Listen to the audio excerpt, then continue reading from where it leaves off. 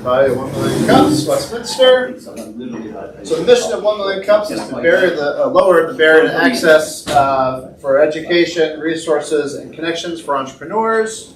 This mission does not get accomplished without the pillars of the core program, which are that this is about presentations, not pitches, connection, not networking.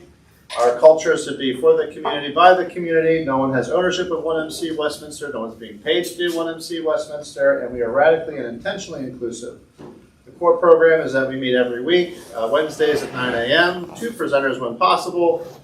Presenting organizations, we do ask that they are less than 5 years old, with exceptions if you have like a new initiative. And then we always end with the question, what can we as a community do to help you? Our organizing team is myself from Magic, Chris Abel from the Carroll Technology Innovation Council, Vicki Slinkman from Ting, John Wheatman, an attorney at law, Tina Thomas from the Infinite Love Project, Julia Snap from Dirigible Systems, and Gabby Rose, also of Magic. I also want to thank our sponsors, of course, Startup Portal for hosting our event, 1 Million Cups Westminster, Jeannie Bird Baking Company for providing the baked goods.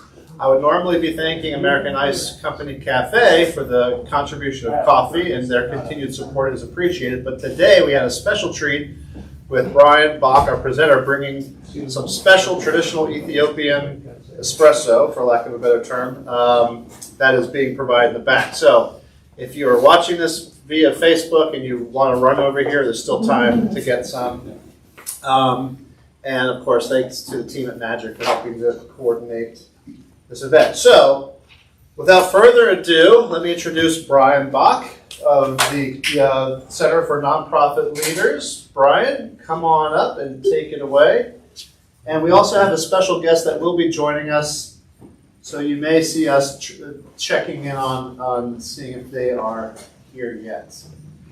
So she is not here yet, so let me just go ahead and switch over. I think I said that. We'll see.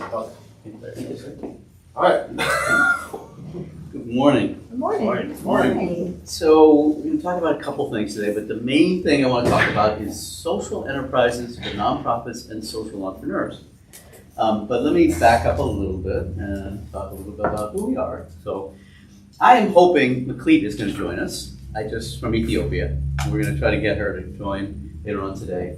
I got to spend 3 weeks with her in Ethiopia a month ago now, with an organization we're going to talk about, a social enterprise called the Salam Hawassa Business Group Technical and Vocational College, and I think this is the only time I've ever gotten it right, so she'll tell me. And she's the assistant to the director, but was my co-trainer doing 2 weeks of training on a project funded by the U.S. government, by USAID. So I went there to do leadership training with the staff and the board of this technical college. We'll talk more about them, but I do need to give a plug for USAID and Farmer to Farmer. This is the only plug I'll give for them. But it's a great little program. If folks are interested, later on, talk to me about it. It's basically a mini Peace Corps for people with skills. Farming skills are great, but increasingly what they're looking for is people with skills, technical skills, management skills, accounting skills, startup business skills. next door, man. That's nice. To do 2 or 3 weeks working with agriculture-related industries, and this particular project works in 6 countries in East Africa and in Nepal. So anyway, if you're interested, let me know. I am a founder of a brand new organization with way less than, in fact, I think we're launching this week, called the Center for Nonprofit Leaders. I've been at nonprofit work for the last 40 years. I'll just mention a few quick things because I want to get to the substance here. I'm based here in Westminster, but work nationally and internationally. I spent 40 years in nonprofits as a manager, leader, board member. 3 I'll mention. Serve International. We're going to talk about them later on. Serve, how many people here know Serve? Just curious, a little test. Okay, good response. They're located upstairs. They have their customer service operation still here. Founded here in 1950 to help post-World War II refugees. So we'll talk a little bit more about Serve. I was the marketing director for 11 years. That's what brought me out to Carroll County in the first place. I spent 14 years with Catholic Relief Services, which is a $1.3 billion agency operating in 100 countries, funded by your tax dollars, by the way. So even though it's a Catholic organization, it operates in 100 countries, does not proselytize, but does development work. And most recently, I've been on the board of Carol Food Sunday as a volunteer. Everybody in this room should know Carol Food Sunday, our local food bank. All right, enough about me and this. Let's talk about social enterprises. But before we do, I just want to do a quick plug for kindness. I love what these guys are doing, by the way. And so, boiling down, I did 2 weeks of leadership training, management training. But if you boil it all down to, it's pretty simple stuff, right? And this guy, for me, is one of the heroes of the movement. So 2 things, points about this. One is, everybody, you don't have to have a formal title to be a leader. In fact, we've seen plenty of examples. We've had presidents of the country who didn't lead, right? We've had presidents who led in different ways, right? Being a leader, and this is a quote from a guy by the name of Seth Godin, who's, I think, very articulate speaker about this issue. When it comes to be a leader, you need to understand it's not something you're born with. It's something you choose to do. Too oftentimes we equate positional power with leadership. But when you think about it, where did this guy lead from for most of his career? Mandela led from prison. His title was prisoner. And yet he led the country, right? He led the breakup of the apartheid movement in South Africa as a prisoner. That was his title. Right? So he wasn't running the ANC until much later on. So the other point I want to make about leadership, and this relates to the kindness piece, I stand before you not as a prophet, but as a humble servant of you, the people. This idea that leaders first serve is paramount in everything I talk about with leadership. You first serve. If you want to be an effective leader, you serve the mission, you serve your people. That's how you get legitimate leadership. Do we have illegitimate leaders that don't do that? I can't think of any examples right now. I'm sure there are. Somebody might know an example or two. But legitimate leaders serve. And this man served in prison and got to be good friends with the prison guard. I mean, talk about kindness. This guy taught people through his example. He taught the world what real leadership looks like. Right? Was he perfect? No. Ben and I, this is my son Ben, by the way. Hey, good morning. Talked a lot about, we put leaders on a pedestal and then they fall off the pedestal, right? Because there's always flaws. But he led in a great way. All right, that's my spiel about leadership. Let's talk about. You're holding it upside down. Brian, you're holding it upside down. Oh, I'm holding it upside down. Big button. Technology this is why I love hanging out with this guy. And him. Okay, so if you talk to me, I got an MBA in the 1980s, intentionally knowing I was going to go, actually I wanted to go in the Peace Corps, but I wanted to spend my life in nonprofits. But I thought maybe I should learn a little bit about business, right? And it turns out running a nonprofit, you actually have to know a little bit about business. But if you talked to me back then, in 1980, the early 80s, I would have said there's 3 sectors, right? There's the public sector, the government sector, there's private sector, which makes up everything from huge corporations to startup businesses, right? Apple Computer, when I was out in San Francisco getting my MBA, they were just getting started in the early 80s, late 70s. And now they've grown into a massive corporation, but then they were still a startup or in the startup phase. So historically, people think about these 2 sectors, right? There's a third sector, right? The nonprofit sector. And this gets overlooked by a lot of folks. I remember when I was talking to my dad and saying, well, you can either go work for government or you can go work for industry, right? Nobody talked about the nonprofit sector. There are 1.8 million nonprofits. 1 out of 10 employees in the United States constitutes 5% of the GDP, almost 6. So it's a multi-billion dollar, actually close to $1 trillion industry when you add all the money together. You think about all the organizations, right? The hospitals, most of them are nonprofits. They're not run by government, they're run by a nonprofit. The universities. The food bank on the other extreme. The homeless shelters. I mean, I can think of a couple others. Habitat for Humanity. So 1.8 million nonprofits. So we have these 3 sectors, right? Largest being government, private sector being the largest, the government spending a lot of money there, and the nonprofit sector. So historically there were 3 somewhat separate sectors. And what's happened over the last few years is, am I really doing this the wrong way still? That there's been an interesting blending. And we're not going to talk about all the blending going on, but there's a lot of interesting blending between government sponsoring industry working with nonprofits. In the development world, there's a big push for universities, industry, and nonprofits to work together to come up with integrated solutions for problems, complicated, large problems. So the Gates Foundation, which is one of the major funders now, is pushing this idea of integrated solutions using academia, bringing what academia can do, the business, bringing what business does, and nonprofits doing a lot of the delivery work. But talking about social enterprise, so this has been the latest, over the last 20 years, development. If business, for-profit businesses, have moved into this space saying, I want to achieve something beyond just making a profit. When I was studying my MBA, there was one goal for business.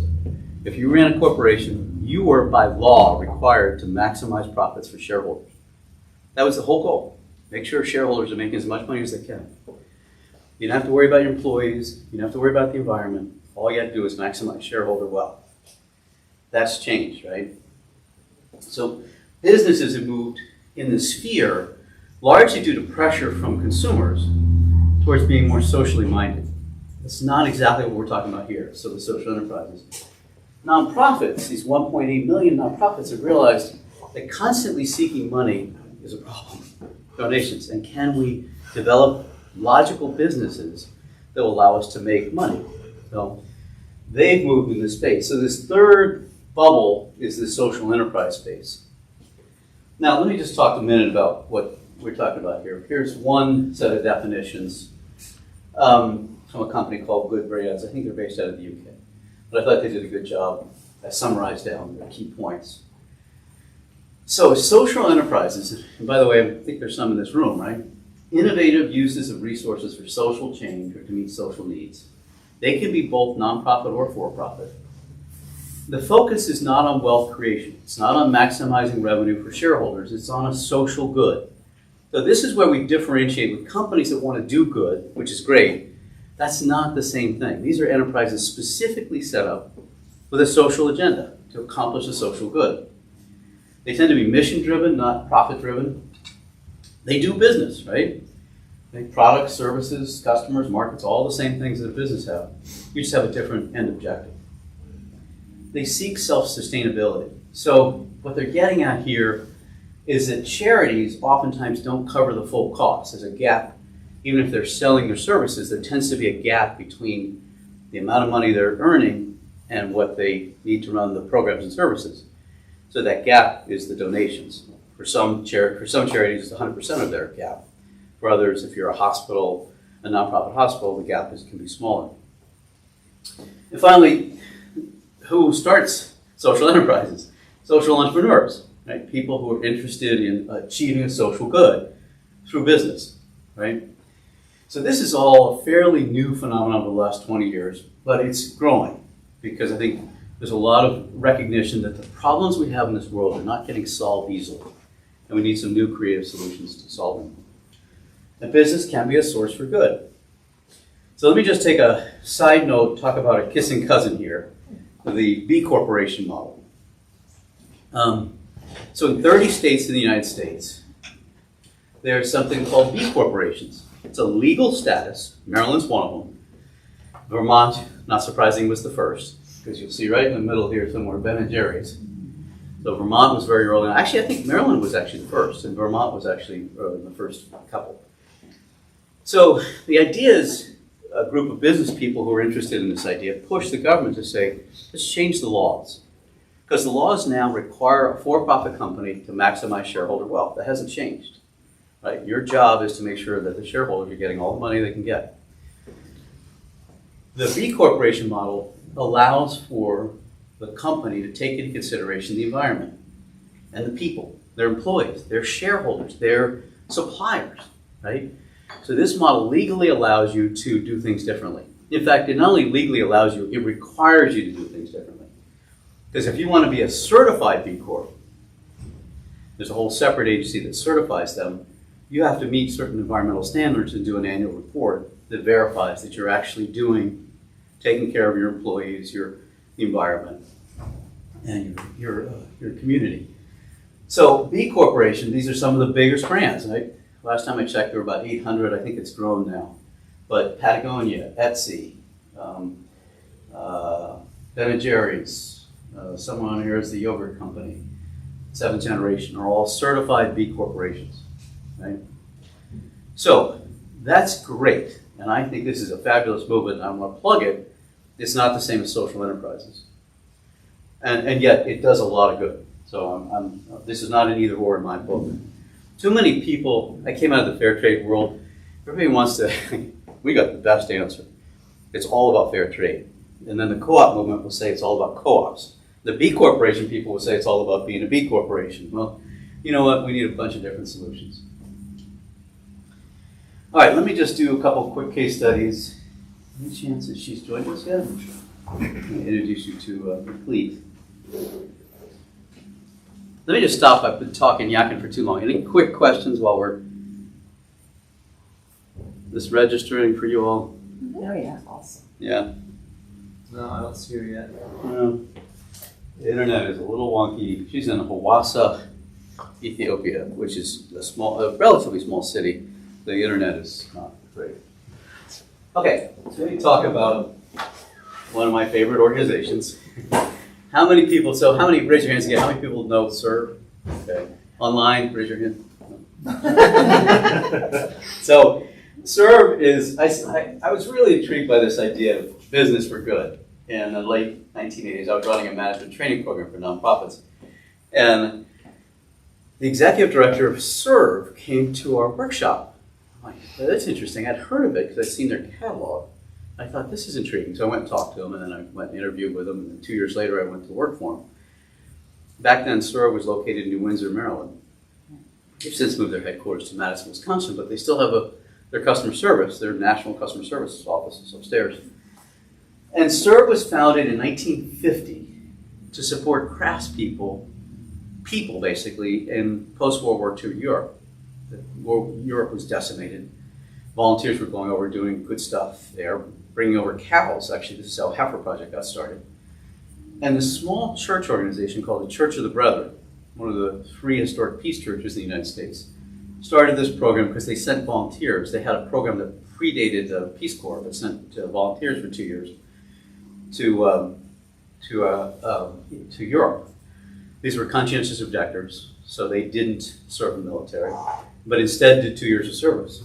So they're sending them over, and they were finding these craftspeople making cool stuff, handmade cuckoo clocks and things. They started bringing them back and selling them in New Windsor. And this was the precursor of the worldwide fair trade movement. The Mennonites, by the way, did a similar thing up in Ephrata, Pennsylvania. So years after post-recovery World War II, they shifted the focus to Latin America, Africa, and Asia. And so it's the second, I think, serves the second oldest fair trade organization in the world. Now, back then, we didn't call it fair trade, we called it alternative trade. And it was really very different from the way fair trade works typically now. And I'll explain why. Just a few stats here. It was a nonprofit and still is, but it is 100% funded from sales. No contributions whatsoever. In the 90s, we grew it, when I was there, we grew from about 3 million to 5 million in sales when I left. In the past 20 years, they've now grown to $10 million in sales, last time I checked. So, and they're selling pretty cool stuff. Our house is full of this stuff. This is handmade oil drum art from Haiti. This is hammered out of oil drums and turned into art that is, you'll see this everywhere if you look, but this is an example of the kind of art they do in Haiti, still are trying to do, having a little trouble selling. This basket, I believe is from Uganda, from the National Association of Women's Organizations in Uganda. Handmade, over there is carving from Kenya. So you get the idea. They have over 2,000 products they sell from 30 cooperatives. I miss the gift shop. I do too. I can't believe. They do have a warehouse sale pretty regularly. So folks from here know of it. Actually around the country, we began with $10 million in sales. So a lot of people know of it. SERV is much less better known than 10,000 Villages, which was what the brand became, the Mennonite brand. They have a store down in Fells Point, about 100 stores across the United States. Serve sells primarily through catalog and online, www.serve.org. It's a plug for my former employer. The interesting thing on this for me is it's a great model. And what makes it different from most of the fair trade model is three things. Now, most fair trade organizations, how many people are familiar with the fair trade concept? Pretty much everybody in this room, I imagine. You know, the idea of paying a premium. So almost every company now that's doing commercial retail sales has some kind of fair trade program. They might call it something different now. A lot of people are using the term direct trade. Like Starbucks has a fair trade whole division around this. What the organizations like Serve do is three things. They pay higher prices, right? But everybody in the fair trade, whether you're a company or for-profit, nonprofit, they pay advance payments. So if I'm making this, or if I'm making this, I have to buy raw materials, because Serve, when it orders 1,000 of these at least, right? So that means I have to run out and buy oil drums, or I have to buy all the sheet metal to make this, or if I'm making baskets, I have to go find the raw materials and buy the dye. So for small, usually co-ops and organizations producing goods, you have to buy raw materials, and you have to pay people for those things. So what Serve does is provide 50% advance payments. Now, these things take 6 months to make in the villages they come from. So that's a 6-month advance working capital loan, basically, to all their partners. So that's one of the things they don't talk about very much, because most people, consumers, it's too complicated. But for you guys, you get it, right? You have to have working capital. That means if you're buying, back when we were buying $5 million, we were putting out $2 million a year in advance payments. Basically no interest loans, so they could buy the raw materials to sell us the stuff. So paying advance payments is really a key element of the whole fair trade system the way it was originally conceived. And the major difference, I think, between the for-profits that do this, many of them are doing a good job with this, but is a long-term commitment to producers. So your suppliers are your partners. So as a nonprofit organization, the goal of this is not to sell just consumers one product, right, that they can use. The goal of this ultimately is creating jobs for 40,000 artisans and craftspeople, and mostly women's organizations in 30 countries. So that's what makes this a social enterprise. The purpose of this is set up to serve the suppliers, right? The people making the products. A very different kind of scheme than you would see in a different way of thinking about it. Everything ultimately is about how are we best supporting the producers that we're trying to sell, those products we're trying to sell. So it sounds like a lot of people here know Serve. If you haven't seen it in a while, go online, serve.org, buy your products. They have great chocolate now, lots of food products, so it's not just crafts. No one bleeding? Oh, yeah. All right, now we'll have to move on. Maybe she can join us for the Q&A. Okay, so this is where I just came back from. Salam Hawassa Technical and Vocational College. So this is a spin-off from an orphanage that was started about 30 years ago by a Swiss man from Switzerland and 3 Ethiopians. And they started an orphanage. What happened is these kids grew up and they needed jobs. And so they said, well, so we provide a school, we're providing beds, we're providing health care, but now they're 20 years old and they need jobs.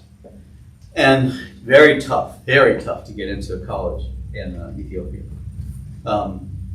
So they started a technical school. And so what they are doing is producing, I brought a show and tell back. I got Vince to buy one of these when I was there. Milk jug. I'll send this around. Very high quality aluminum from Switzerland. They're manufacturing these and doing both a job training program, but also cost subsidizing their workforce development program. So the idea here is they run a school for kids who have gone through this program and teaching them a couple different things. Teaching them manufacturing, light manufacturing, but they also run a kitchen, a commercial kitchen. So they produce 70 different kinds of agricultural products. They're selling them to the government of Ethiopia. They're selling them to large nonprofit organizations and others. The quality is very high, so the prices are high. Now, long story here, but part of the problem in Ethiopia and most of Africa is it becomes a dumping ground for cheap stuff from the rest of the world. So the stuff you can't sell in the U.S. gets sold there. So people tend to buy very cheap products that don't last very long. And the Chinese in particular are sending a lot of product into Ethiopia and Africa. So you can buy something much cheaper. This was, I think, cost me $20. But you can buy something much cheaper, but it won't last as long. So they're producing high quality products, selling them to in industry as a business-to-business enterprise, and using that income to provide training for younger kids who learn how to do this and learn how to cook. So they have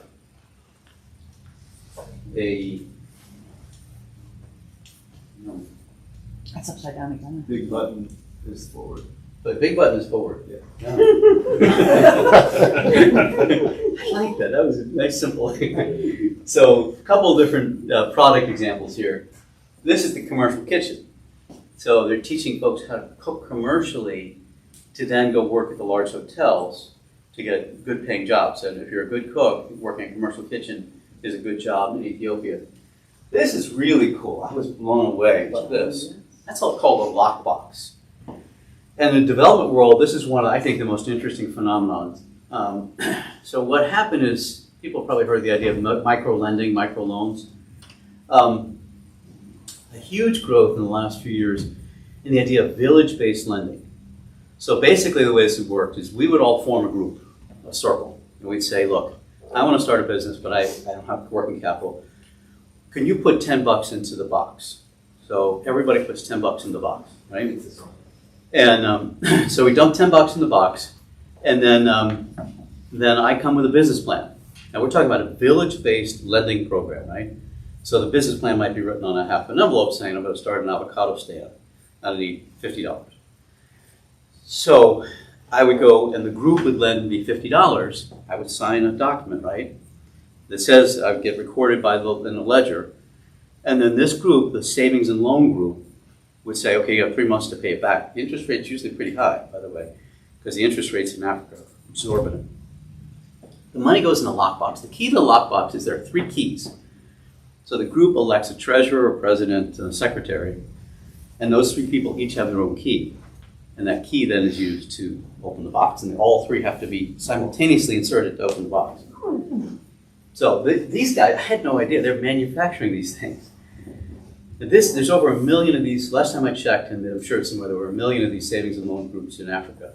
They bypass the banking system, they bypass the entire financial infrastructure, because nobody wants to lend to, usually it's about 90% women's groups. Nobody wants to lend to them $50, right? And if they do, their interest rate's like, 10% a month, So this bypasses the whole thing. So anyway, they were producing these really cool boxes. I'm like, I know what that's used for, because the development world has become, and this takes very little outside intervention. What I love about this is grassroots and communities own these ideas. All right, thank you. Appreciate the chance to tell you kind of a spiel. I don't know how we're doing on time, but I'm hoping we have time for a few questions. Oh, yeah, we have time. Okay. And this is the problem with having espresso before you talk. Never have espresso before you give a presentation. Ben is a coach. He teaches communications at Towson, or did. So later on he's going to say that. Don't drink espresso. Questions, comments, reactions, thoughts, reflections? Yes? How do you understand the Center for Nonprofit Leaders? So, thank you for that question. You're welcome. Coffee, anything you want. When I left Catholic Relief Services in 2018, and I said, there's a lot of really interesting young leaders coming up, but we need to see, they need some support. And so we're really focused. We've got 7 people. We've got about 250 years of combined experience. And our goal is working with nonprofit leaders who want to work on leadership, fundraising, management, but mostly leadership. And I'm particularly interested, would you mind pulling up the website? Can you do some magic to make that happen? He's the magic guy. He's a magic guy. He's a magician. And I think, you know, Oh, there's. look, ladies, are you here? Can you hear us? Are you muted?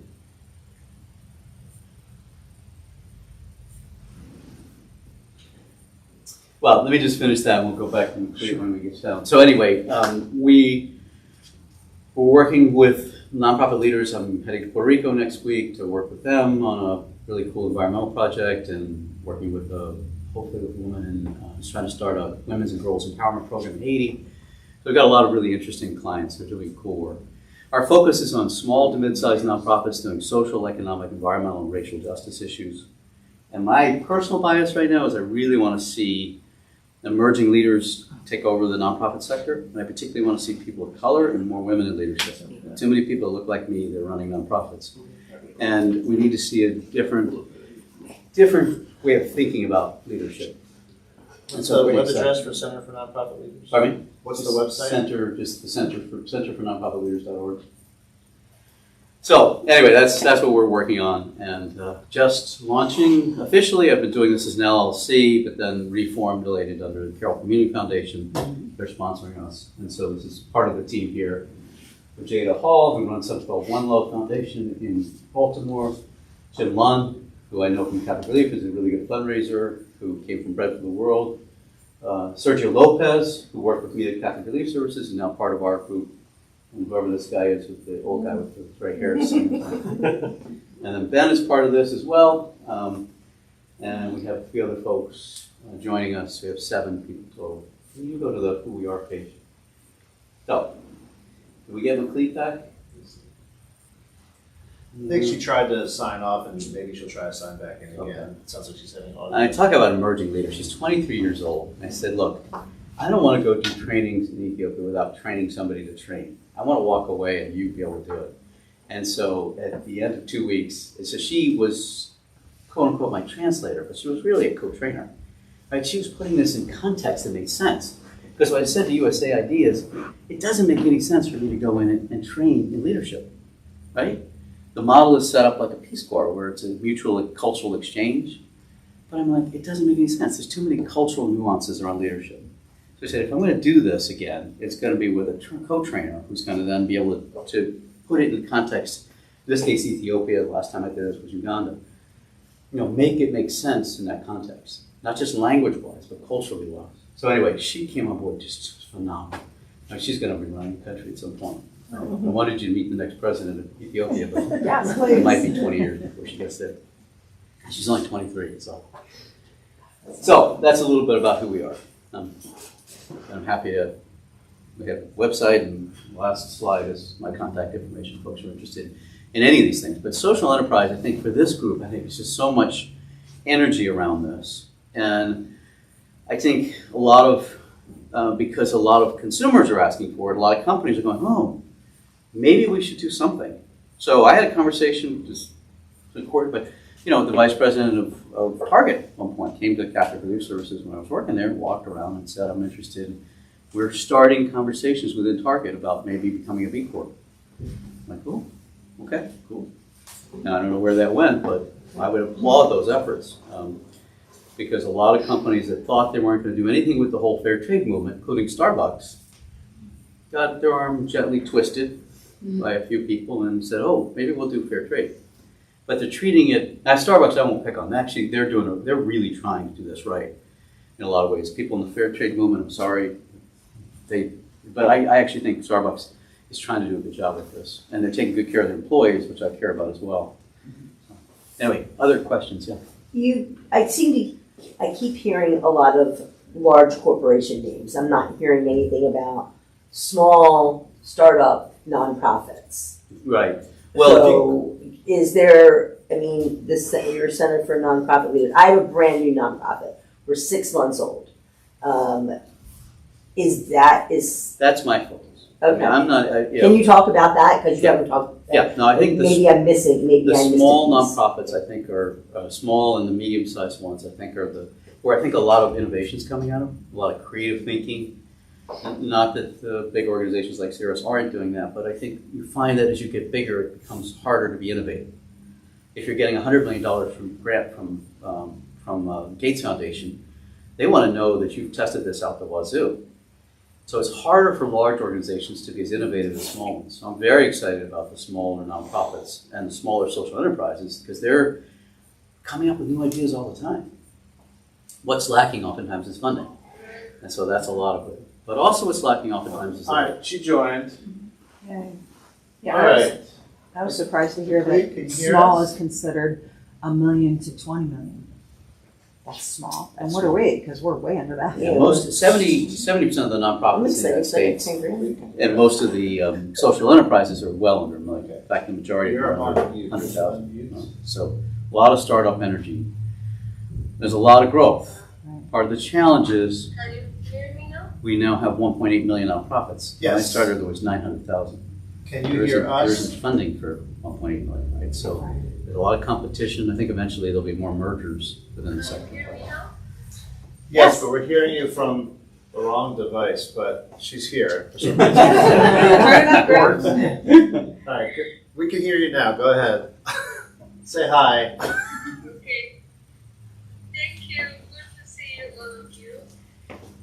Good to see you. So I did a little bit of, It's really prepared. maybe you could just first introduce yourself and then just a word. I did do a little spiel on Salam Hawassa, but maybe you can do from your perspective. But first you and then Salam Hawassa. Okay. My name is Nakib Jawan. And my position in Salam Hawassa is an admin assistant. And I'm so glad to see you, all of you, like gathering like this. And this is a great opportunity to present about our organization. Salam Hawassa is a social enterprise organization which support the community by providing free vocational training, and also we have a production center. We work in the area of manufacturing, and we also support the training center by this manufacturing. Oh, and we lost her. She might try to join. Okay, well, I'm glad you got a chance to meet her. Yeah. Again, I think what I've discovered, I think been to Africa 8 times, is the energy, passion. There's a lot of, so it's a population of mostly young people. About 60% of the population's on the younger side, under 30, and a lot of people passionate about advancing, learning, growing, taking on things. How many people in her village, in her? Well, this town is smaller. This is one of the larger cities. It's probably about 80. I'm back. Yeah. We have a bad network, a bad connection. That's why. And the Sorry, go ahead. the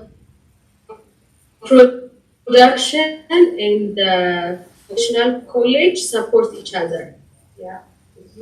And I think Brian present better than me because he have been here and he has gathered several information from the organization. So I think it would be better if he yeah. Well, Clay, we were just at the point of question and answer, so maybe you can hang on for a minute. We'll see if folks have any questions for you. Okay. It's great to meet you.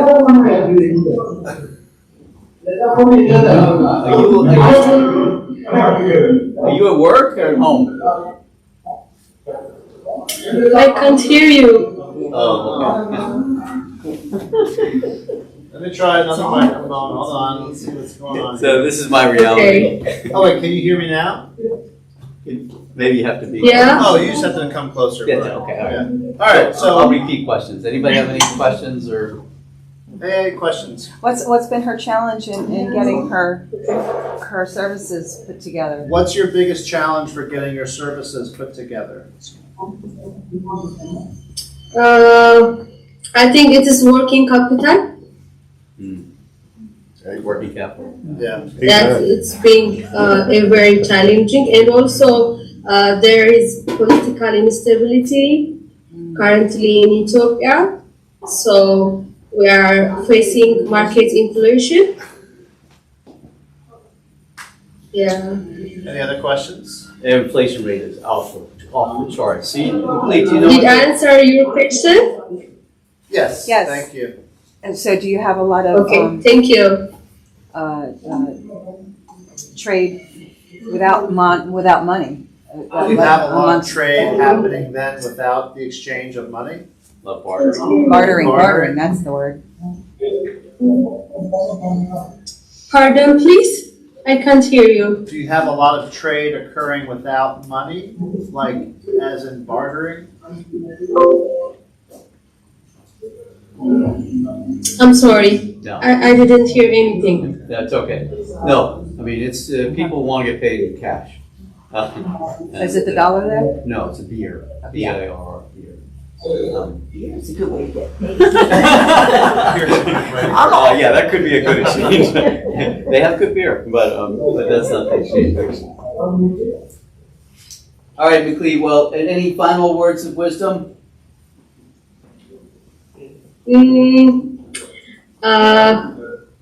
I think it will be better if we can arrange another discussion time because and that will be a good thing for me to discuss with you, to have another meeting with you. Yeah. That sounds good. All right, thanks. Because now the network is not stable, so just I'm missing some information from you, and that's why. They don't have a team.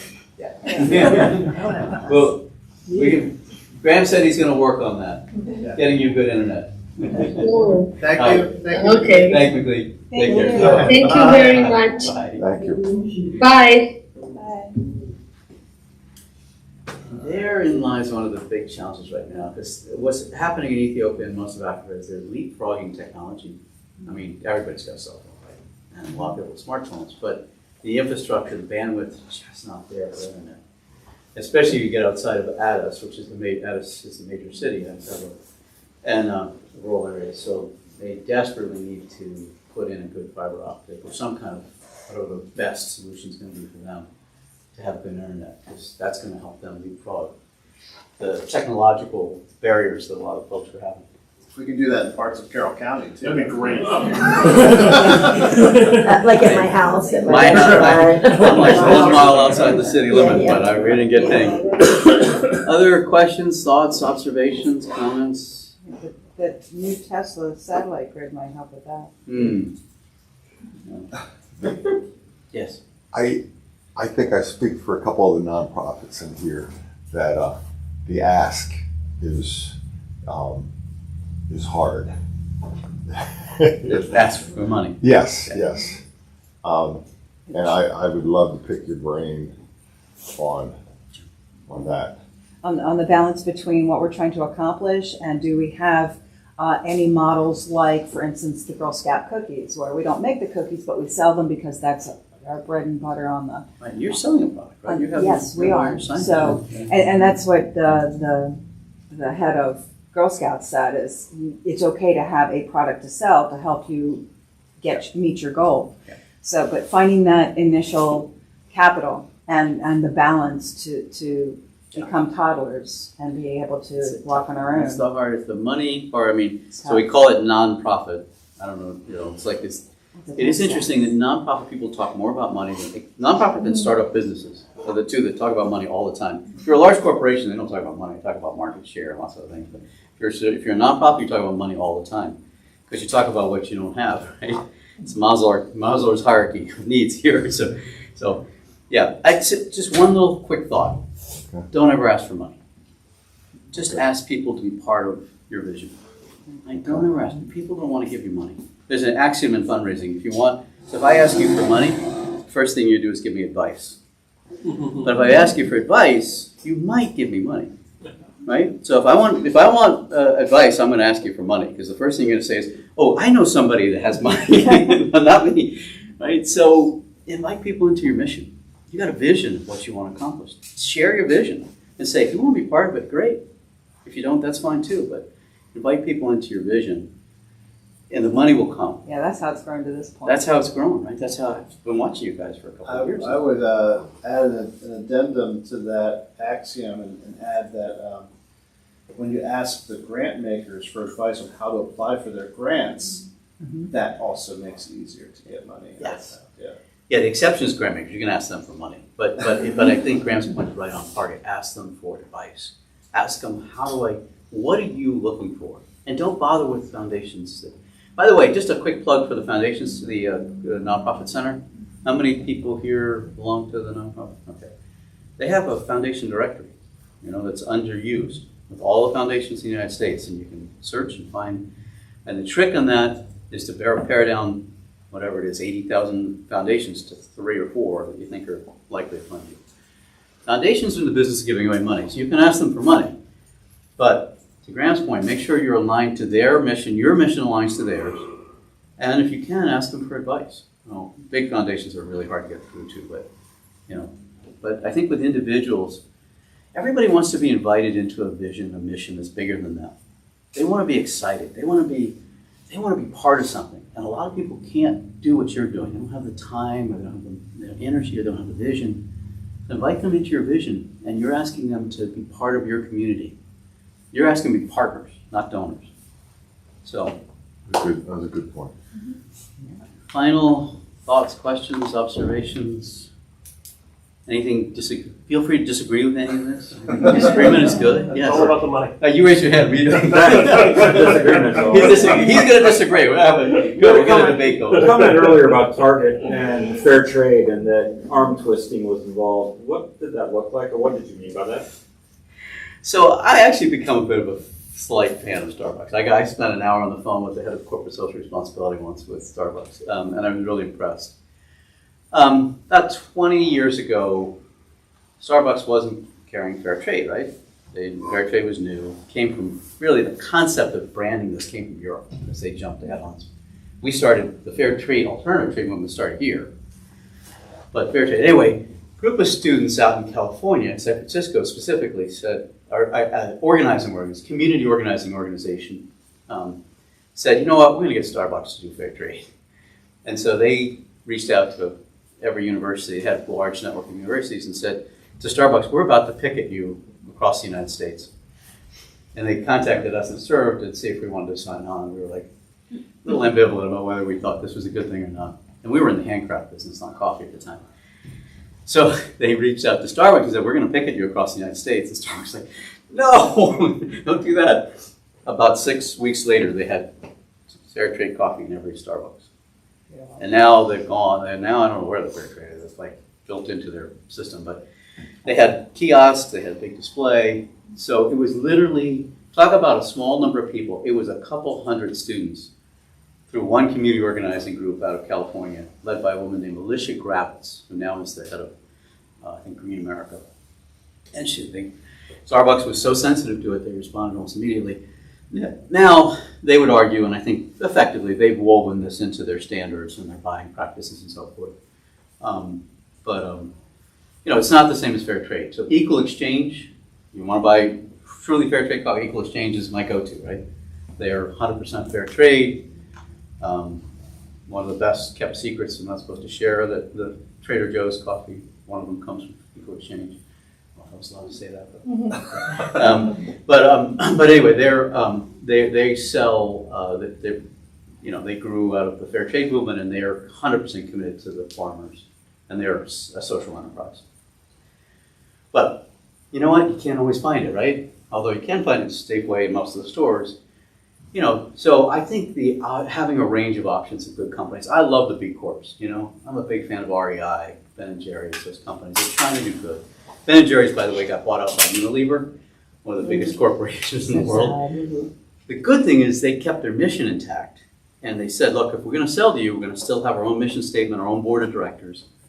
And they're actually starting to influence Unilever a bit. Again, Unilever to move in the direction of more socially responsible business. Yeah. I've heard it said, another axiom, I think, that CEOs, their main job is to not run out of money. What would you say the main job of an executive director or of a nonprofit, the CEO of a nonprofit is? Serve your clients well. Whatever your mission is, serve it well. But I would say the corollary to that is serve your people well, your staff, your volunteers, your donors. Take care of them and they'll take care of the mission. Because unless you're a one-person operation, you've got to take good care of your people. And then they will take care of the mission. But I think, the money generally will come if you're doing a really, well, a couple caveats to that, but I think for nonprofits it's hard.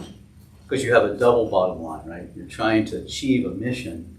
You have a top line and a bottom line. You're trying to achieve a mission, your vision, try to serve people. So Carroll Food Sunday is trying to help feed people in Carroll County who need food. Mostly a lot of working moms and working dads and elderly people who are going there. We have 400 people coming every week looking for food. So that's the top line, right? The bottom line is, with food prices going up, the demand's high.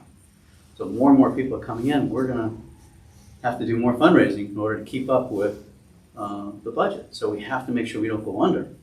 So every nonprofit is a business first. You're literally incorporated by the state of Maryland. You're a corporation first, and then you get nonprofit status. So it adds an extra and more difficult dimension. Now, interestingly enough, socially responsible businesses have a lot of the same challenges, right? Because you put yourself out as a socially responsible business, you better be taking care of the environment, your people, and your community. And if you're not, you're going to get dinged pretty hard on that. So more and more businesses are starting to look like nonprofits. And nonprofits are starting to look more like businesses because they realize if they're going to survive, they have to get good at delivering high quality services and raising enough money to keep the doors open. I'm on your website. Yeah. And I literally, my nonprofit is exactly that. We are run by volunteers, brand spanking new. I'm excited that I have $10,000 in the bank.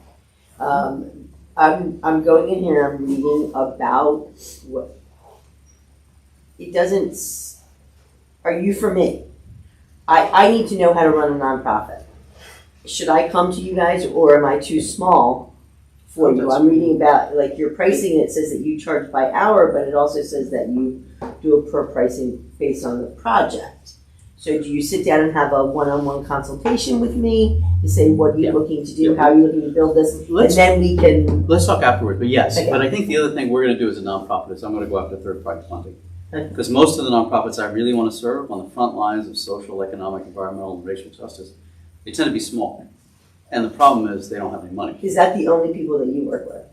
That's going to be our primary focus. I'm not really interested in trade associations or unless they're doing some similar work, but I'm not, anyway, that's going to be our primary focus. I give things to homeless people, basically. And anybody, if a mom down the street needs her car fixed because she doesn't have the money to pay for it, that's what I do. You and I should talk. Because I think that we Yeah. need to support people like you. And part of the problem is that the for-profit companies that do what we're doing, they don't want to, they're charging $200 an hour, $300 an hour.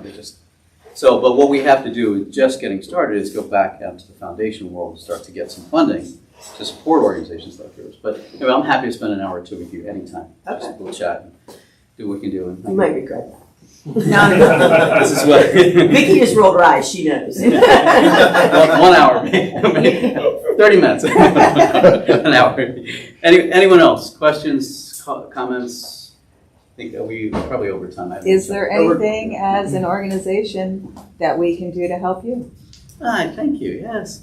I think the key for us as this gets back is going to be really building awareness within the donor community, both individuals and foundations, that there's a real need for this kind of service.